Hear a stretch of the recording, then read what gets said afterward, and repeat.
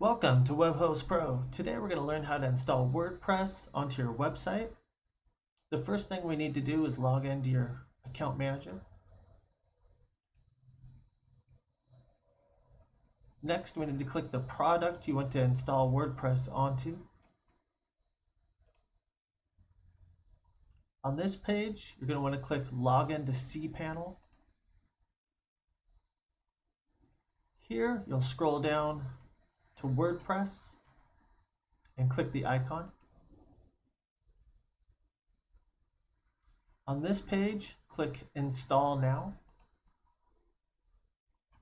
Normally you'll leave this blank, but because we're adding an additional directory, you'll have to add the information here.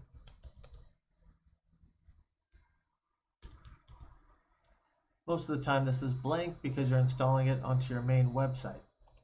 Next, you'll need to add a username and password. If you want to change this email from what your default email is, you can do that here. I like to install limit login attempts. That adds additional security. And the classic editor, which I've just been familiar with, but the newer one is more intuitive. Next, if you want to have the credentials emailed to you, add your email again down here. Otherwise, click Install.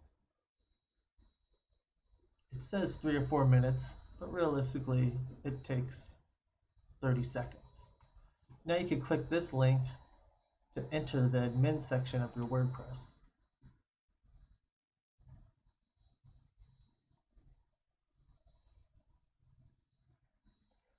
Now, if you want to access this admin section later, this page is going to disappear. So you'll need to go back into your cPanel, click the WordPress icon,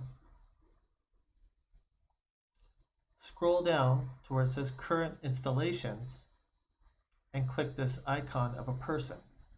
This again will log you into your WordPress admin section.